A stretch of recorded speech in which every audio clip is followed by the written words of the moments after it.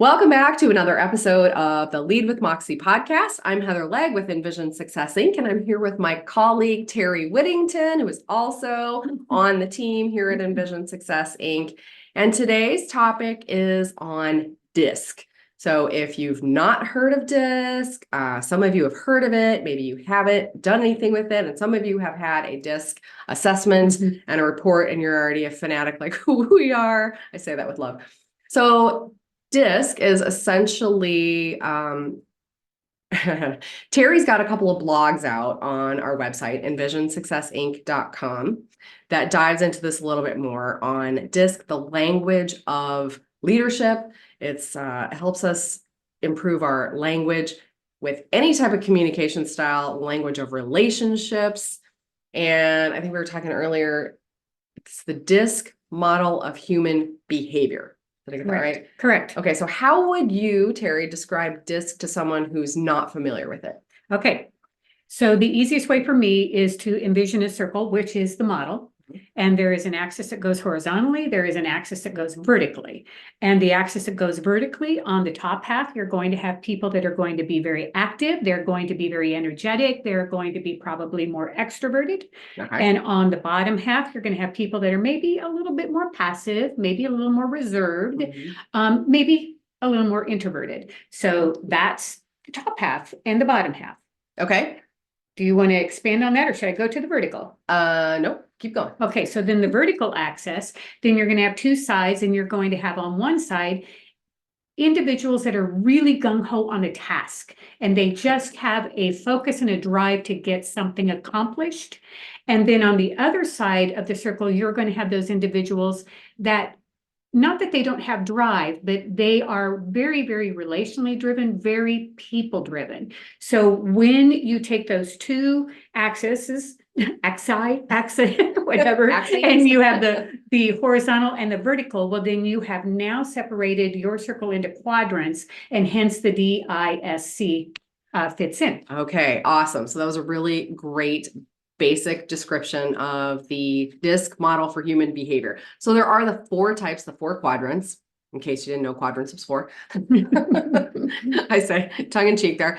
So we have the D is more active and task oriented. The I is more active and people oriented. The S is more people oriented and reserved. And the C is more reserved and task oriented. Correct. Okay. So those are four primary styles, and it's important that we mention at this point that everyone is a blend of styles. Everyone is a blend. There is no right or wrong. There is no more successful style versus there's no less successful of the styles. And we are all capable of flexing and flowing into the behaviors that are associated with different styles, given different contexts in life or work or relationships, romantic relationships or professional relationships or friends or whatever, right? Yes. And while we're on the topic of the DISC model, I have run into leaders that are familiar because the model has been around for many, many years. It's not a trademarked model. 50 something years, 80, whatever. So whether any individual can take this and they can develop a program around the model. There are many models, and we represent two different ways of having an assessment. We use two different ones at Envision Success. It's the same thing. Yep. But equally, there have been many leaders that have incorrectly labeled DISC as a personality assessment, as opposed to actually a leadership tool that can be used within your teams in besides relationships. I'm speaking strictly leadership, that it goes way beyond that. And so you can assess your team and you can see where you need to shore up, possibly because you might be a little bit weak in one of those quadrants and need to shore that up. When you go into a meeting, you can assess your room and you can understand what the composition of the people in participation are, so that you are able to adapt your message to meet the needs of each of those individual styles and how they need to hear the message that you have to share. This is critical. I love that you brought that up. So one of the biggest problems in business, well, in all relationships, but every business organization that is surveyed, what's the biggest challenge we have here? Communication comes to the top of the list again and again and again and again and again. And why do relationships fail, personal or professional? Poor communication. Yes. Again and again and again and again. So the DISC model is priceless in helping us understand. And this is how I use it, how I was taught with the DISC model that I use, which is extended DISC, by the way, is that it's a communication style or a leadership style that is that primary style. So for me, I'm primarily a C. I'm actually slightly more reserved and task oriented than I am outgoing and active, although that's not what people see. Right? But so I can flex and flow across the model in different contexts partly because I've learned to do that, and all of us have learned. We have evolved, we have grown, we have learned how to communicate with people who are a different primary style than us. Some of us are better at it than others, however, right? So the DISC model provides this really powerful, simplified way to understand what is our own individual primary style, and what we can guess. We can take an educated guess if the people on our team or in our life don't necessarily have the DISC assessment. They're really easy. By the way, it takes about 10 minutes online if you're interested. So we can take a guess. Is that person, so those two questions, is that person more active or more reserved? Generally, where are they most comfortable? And are they more people-oriented or more task-oriented? So then we can tell they're probably more D. And if I'm a primarily an S, they probably drive me crazy. Yes. And vice versa. Because they're diametrically opposed. Yeah. So, some of those people in your life that you find more challenges in having an effective conversation with is probably comes right back down to this basics of the DISC model. So when we have awareness of what our own primary style is as an individual, and we learn more communication and relationship building skills, we can cross the model. We can bridge the gap between people. And as the communicator, as the one saying things, it is my responsibility, yes, to ensure that it is understood the way it was intended. And that can be a little bit of a challenge. So we're all communicating all the time, verbally, non-verbally. We're not all effective at it. Yes. So the DISC model helps us be more effective. And you hit the nail on the head when you said it is my responsibility. And we have had this discussion many times that so many of us tend to be myopic and believe that we are the ones that are in possession of all truth. And, our perspective is correct. And so but that's not the way the world works. I'm sure we've already found that out. And we need to learn and take responsibility for our own communication style, because we are the only ones that can effectuate a change. We cannot change another individual. And so what the DISC model helps us do is to learn to say the same thing, only in a different way. Yeah. And to take responsibility for our own communication style, to make sure that our message, our intended message, or whatever it is that we're trying to accomplish, is accomplished in a way that they need to hear it, that they need to see that. And we had also spoken earlier too, that within the last few weeks, the thought has occurred to me that, and it's just kind of the way my brain works because of my personality styles, my blend, is to take this macro, micro, macro, micro approach. That if you can macro it out and you can just assess a room or look around in the environment or the conversation that you're having, and just take almost like a 40,000 foot view. Okay. And gain perspective. Exactly. Okay. And then pull it back in so that then you can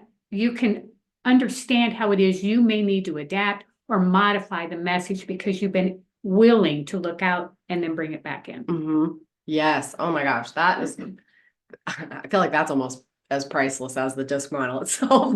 Yeah. So anytime we have an important conversation, or anytime we know we're going to be interacting with someone who we just have a harder time relating with, understanding, we feel like we say things and they take it wrong. Can anyone relate? Everyone has somebody like that in their life, or has had, right? We can prepare by considering. So let's step out of my own myopic, my own individual style, my own, how I grew up, my life experiences, my own preferences. I can say, well, all right, what's the bigger picture? I'm going to intentionally gain perspective. I'm going to intentionally consider the style of that other person or multiple individuals. And I'm going to adjust my message intentionally so that it's more likely to land as intended, right? So this is essentially how marketing works. Correct. Folks. So we can use the power of marketing and sales in everyday conversations. We're just thinking of, well, how do they need to hear it so that they understand it? And I always say, and you probably can relate, when we're doing presentations on DISC to teams, or we're having conversations with individuals, and I might say, this is really powerful, and I'm going to advise we all use our powers for good. So, instead of thinking that you're manipulating people, Perfect. it's really adjusting how you're saying things, the style of how you're saying it.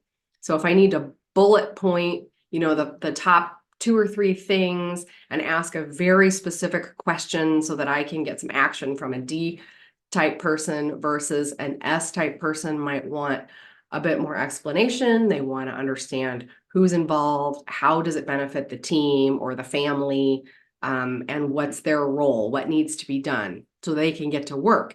So if I just blurt out, because we're all communicating all the time, if I just blurt out in my own style and I'm sitting across from someone who's got the opposite primary style as me, we're more likely to have a disconnect.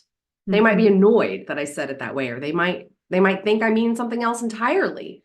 So when we take the responsibility to intentionally adjust the style as a courtesy to that other person, communication happens. Wham! Communication, it's more effective, Yes. and the results are better. The relationships are better. The leadership is better. The teamwork is better. Life is better. Yes. I mean, really, this is powerful stuff. So simple, but really powerful. You said something just about, you were talking about the S, and adapting how they might tackle a process or a procedure or need to get something done. And each of the personality types has a specific question that will appeal to them and that they will want answered. Oh, yes. I'm glad you brought this up. And so knowing that is very helpful too. So a D is going to want to know all about the what. That's their question, is what. Okay. And the I, who is, there's not a party, I'll bring the party.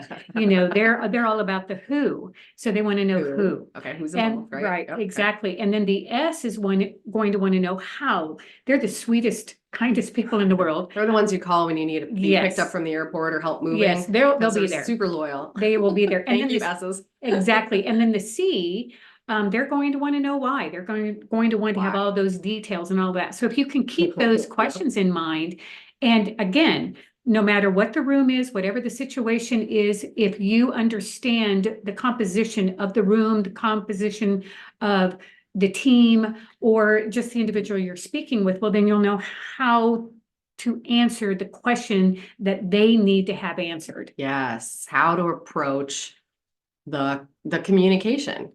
Because if we just wing it, or we just go with our own default style, we're missing some really big pieces. We're not providing the context or the approach or the flavor that they need in order to appreciate the dish and really get the message. I'm mixing my metaphors, but I think you got it. Well, and even as we're speaking now, hopefully Heather and I have answered the what. Yeah, what? And the DISC model. It's and- really important for communication.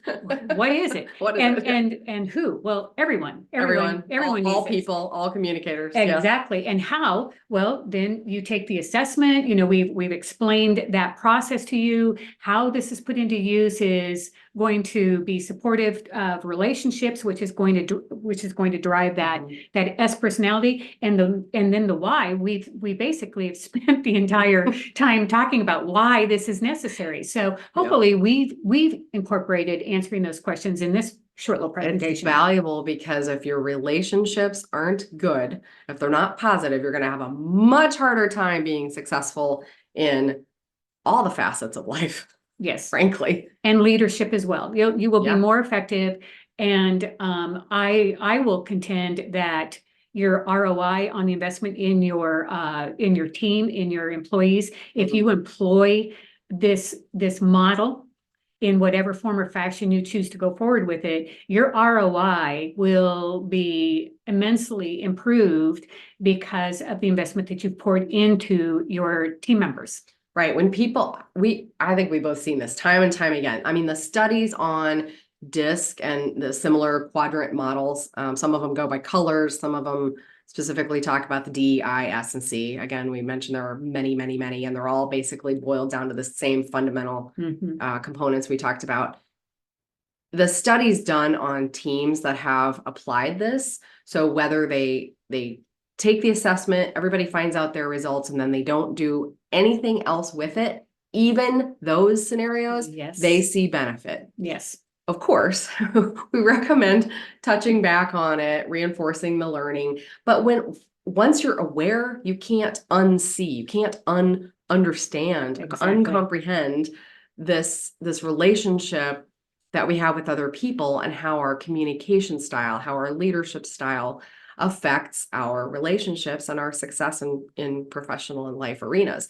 So even if you don't do the assessment, there are free versions online, but honestly, it's so affordable, and the value is, I think it's priceless, honestly, to get that report back. They're really quite comprehensive. So there's sections that are 100% unique to you as an individual, as well as sections that help you understand how you act on a team, and instructions for how to adjust and adapt to the different styles. So this assessment and the report it's really awesome. Equally, the assessment will also help you identify how you are perceived by others as well. And so again, our myopic way of seeing things is that we only see it through our grid work. Right. And it is human nature. It is. And we know what we intend. We know what we were seeking to communicate. Why don't they just get it? I know. God, but they make me nuts. Why don't they just get it? But they may not. And so that helps you understand how you may be perceived by them. So I think it's invaluable. Agree. Yeah, it's really cool. So you can tell we love it, and we're drinking the Kool-Aid, but it's been around a long time. Like we mentioned, it's really a very affordable way to gain awareness, to gain perspective of our own individual traits and how we can relate with other people in every relationship, every conversation.